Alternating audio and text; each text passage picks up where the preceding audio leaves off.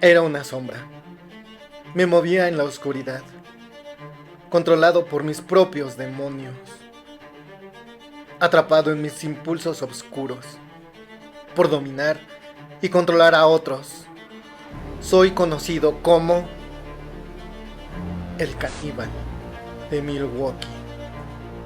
Bienvenidos a Memorias del Asesino, donde exploramos las mentes más oscuras y los crímenes más impactantes de la historia.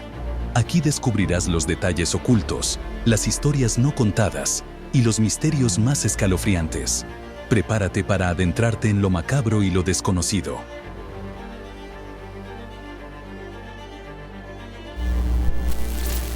Conocido como el caníbal de Milwaukee, aterrorizó a Estados Unidos entre 1978 y 1991. Durante ese tiempo, fue uno de los asesinos en serie más infames de la historia. Cometió crímenes horrendos que conmocionaron al mundo. Asesinó brutalmente a 17 jóvenes, muchos de ellos en su propio apartamento. Pero, ¿qué lo llevó a cometer estos actos atroces? En este video, vamos a analizar a fondo su perfil psicológico, explorando los factores que contribuyeron a su comportamiento criminal. Soy Jeffrey Lionel Dahmer. Nunca pensé que llegaría este día, cuando estos policías entraron a mi apartamento, lo supe. Era cuestión de tiempo, sí. Yo no podía seguir más. No estaba asustado, no. Estaba aliviado. Me habían descubierto.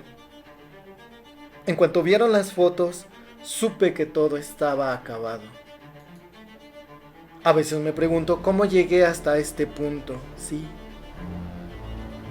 Pero en el fondo, siempre supe que algo estaba roto en mí. Sabía que tarde o temprano esto iba a terminar, pero no podía parar.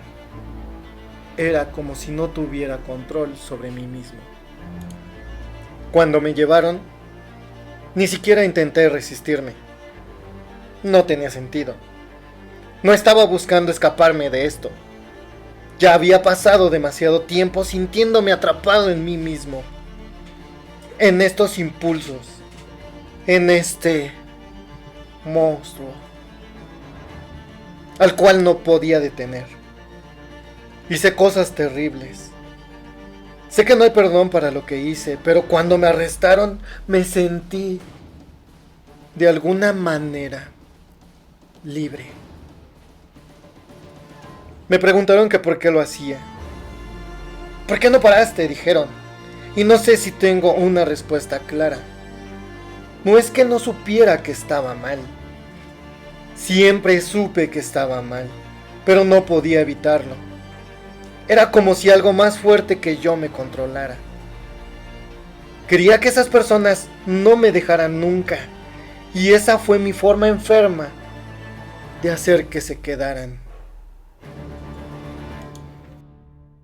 La infancia de Jeffrey Dahmer estuvo marcada por una familia disfuncional y el aislamiento social. Creció en un hogar lleno de conflictos, donde sus padres tenían constantes peleas y eventualmente se divorciaron. Este ambiente de inestabilidad, sumado a su tendencia a aislarse de los demás, creó una tormenta perfecta. Cuando tenía 6 años, me operaron de una hernia y desde entonces empecé a sentirme diferente. Justo en esa época nació mi hermano y las peleas entre mis padres se hicieron más constantes. Gritos, golpes, regaños. Fue como si todo se desmoronara a mi alrededor. Y yo me fui cerrando cada vez más. Las investigaciones sugieren que su incapacidad para establecer relaciones saludables, junto con el abandono emocional que percibía, pudieron influir en su desconexión emocional con los demás, además de una inquietante fascinación por los animales muertos, que desarrolló desde una edad muy temprana. El nivel de detalle y la fijación de él eran inusuales y perturbadores. lo que alimentó su comportamiento destructivo. Siempre sentí que había algo diferente, algo oscuro que no podía comprender. La soledad me envolvía y me encontraba cada vez más fascinado por los animales muertos. Recogía cadáveres de pequeños animales y los diseccionaba en secreto, mostrando un interés obsesivo por los huesos y su estructura. Era como si esos cuerpos me hablaran de una manera que las personas nunca lo hacían. Aparentemente, Damher parecía ser un adolescente común. Sin embargo, comenzó a beber alcohol en grandes cantidades en la escuela secundaria. Esta conducta fue una señal temprana de sus problemas con el abuso de sustancias, que continuaron durante toda su vida. A menudo llegaba a clase bajo los efectos del alcohol, lo que no fue notado por mi familia, pero sí por mis compañeros y profesores. Aunado a su creciente consumo de alcohol, confesó más tarde, que comenzó a tener fantasías violentas de dominación y control sobre otras personas. Desde que era adolescente, comencé a tener fantasías. Extrañas fantasías. No se trataba solo de atracción o curiosidad, no. Era más profundo. Imaginaba personas completamente bajo mi control, inmóviles, sin poder hacer nada. No quería que me dejaran, quería que estuvieran conmigo para siempre. Sí, y sin resistencia. Esas ideas crecieron en mi mente y con el tiempo terminé haciéndolas realidad. Uno de los hechos menos conocidos es que cometió su primera hazaña brutal. Apenas unas semanas después de graduarse de la escuela secundaria en 1978. Recuerdo aquel día como si fuera ayer. Estaba conduciendo por la carretera cuando vi a un joven haciendo autostop. Su nombre era Steven. Algo en su mirada me atrajo, así que decidí detenerme. Lo llevé a casa. La conversación fluyó al principio, pero había una oscuridad en mí que no podía ignorar. La tensión creció y, de repente, todo se volvió violento. Lo golpeé hasta que dejó de moverse. Mis manos sangrantes en su cuerpo. Oh, era irresistible. Fue un momento surrealista. Miré su cuerpo sin vida y supe que había cruzado una línea de no retorno. No solo lo había matado, había desatado algo dentro de mí, muy oscuro. De su cuerpo, parte por parte, sintiendo una mezcla entre miedo y euforia mientras lo hacía. Este crimen fue solo el comienzo de lo que se convertiría en mi aterradora carrera como asesino. En un intento por encontrar estabilidad, se unió al ejército de los Estados Unidos. Fue asignado como médico en Alemania, pero su problema con el alcohol empeoró.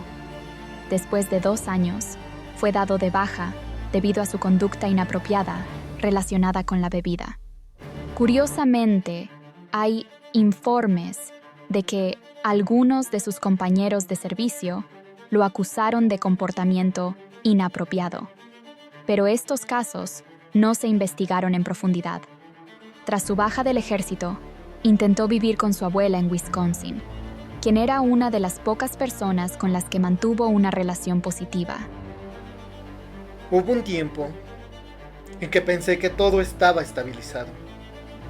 La vida parecía más tranquila, pero no duró mucho. Mis viejas costumbres volvieron a atraparme. Pasaba horas y horas manipulando cadáveres de animales, como si eso me diera algún tipo de control. El alcohol también regresó a mi vida.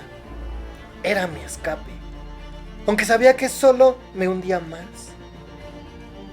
Mi abuela estaba preocupada, siempre lo estaba, pero nunca sospechó lo profundo que eran mis problemas. Para ella, yo era solo su nieto, sin saber lo que realmente sucedía en mi mente. A medida que se adentraba en la edad adulta, su aislamiento social se hizo más pronunciado. Nunca tuvo amistades cercanas ni relaciones duraderas. Las pocas interacciones que mantenía con otras personas solían estar marcadas por su creciente necesidad de ejercer control y poder, lo que se convirtió en un componente clave de su perfil como asesino en serie.